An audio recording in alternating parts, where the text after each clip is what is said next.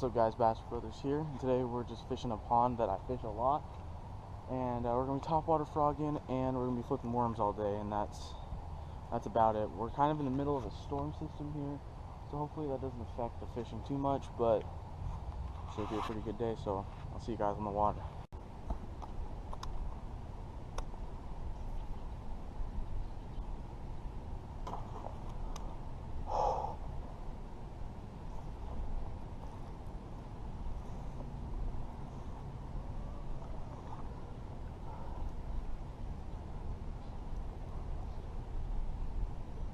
It got off. Are you freaking kidding me?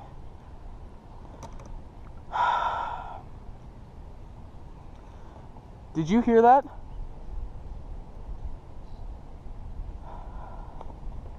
Oh my God.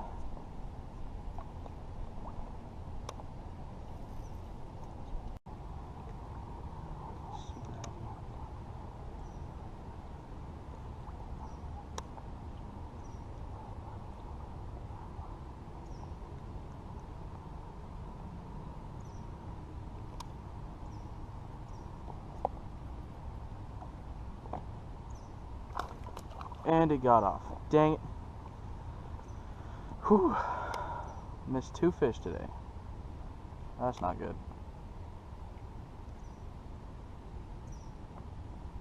Didn't even know I had them on, honestly.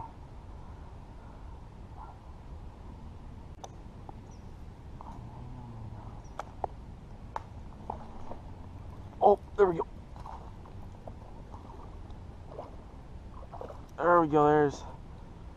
Oh, barely hooked. And there is first frogfish of the day. Let's see if I can get a... No. Look at that. Look at that little squeaker. On the frog. Oh, there he goes. Cool. Let's get another one.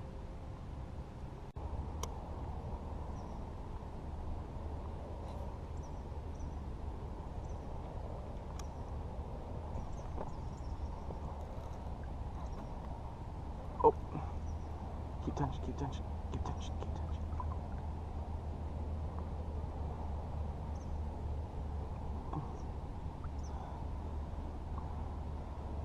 We got a fish.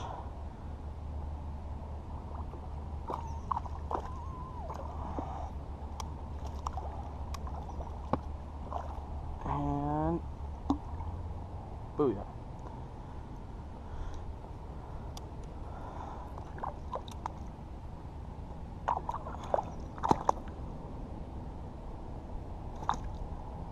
Second fish of the day on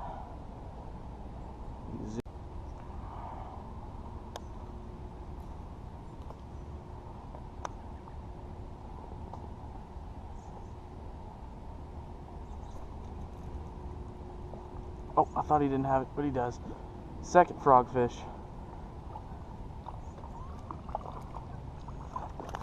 Another dink. Seriously.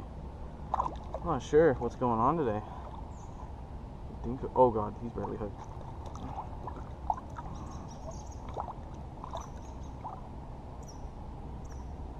Oh God, there's not a really good angle to grab him at. There we go. Another frogfish. Second one on the frog today. These guys are small. Dang. Well, not gonna complain about a topwater frogfish. What's up, guys? You're probably wondering why I'm in an office and not on the water doing a recap.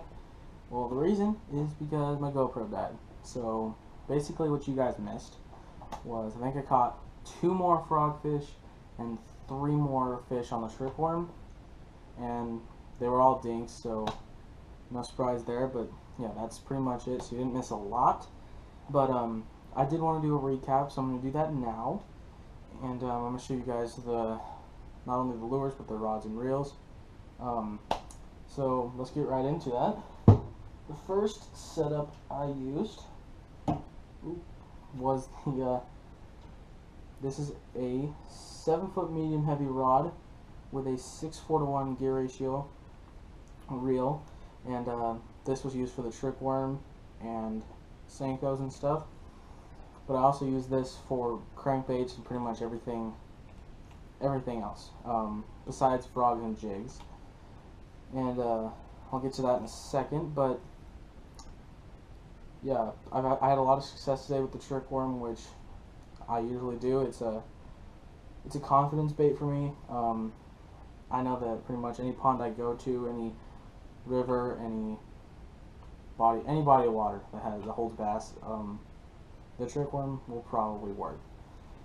And I also use it year round too, so it's a finesse style bait. I don't actually have one with me right now, but yeah, this is the rod and reel I used it on. If you want to know about the line, I think this is Trilene 14-pound monofilament. I think it's perfect for worms and crankbaits, and pretty much, yeah, it's my favorite line to use. So now that this rod's out of the way, let me get to the frog rod. Here is the frog rod. This is a 6'6". This is a 6'6" medium heavy, and the reel is a 7:1 gear ratio. So with frogs, I usually like the rod to be a little bit longer than this, just so I can catch the frog farther. But the good thing about this rod is it has a thick backbone and a strong backbone. So when I want to set the hook on a frog or a jig, because with those lures you have to set the hook a little bit harder than you would other lures, I know that I'm getting a good hook set with this. And the reason with the faster gear ratio on this reel is sometimes when you're fishing a frog, they won't hit it right away, or they won't hit the whole frog, so they'll miss the frog a lot. And if they miss it and you set the hook and the frog goes flying back, you want something to where you can reel in the line really fast and get that frog back onto the mats where the blow up was as fast as possible. And yeah, the faster gear ratio helps with that. And let's see, what else do I want to go over? Oh, the line. I prefer to use like anywhere from 20 to 60 pound braid with frogs, but I didn't have any of that right now. I need to go to Cabela's or Sportsman's or something like that to restock. But this is also 14-pound monofilament. It's just what I had on this rod, and so it's what I used. But yeah, braid has a lot more advantages with frog rods. When fishing a frog, has a lot more advantages. Normally when people fish frogs, they're fishing on top of mats or on top of grass. A lot of thick weeds, and the braid along with the thick backbone of the rod helps you get that fish in better. You have to have stronger equipment when fishing the thick stuff. So that's about it on the rod and reel. The frog itself, I cannot remember what brand this is.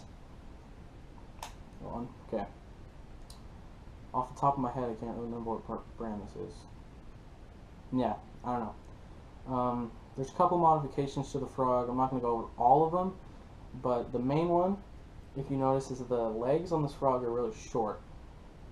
That's because when people fish frogs, I rarely ever fish a frog straight out of the package.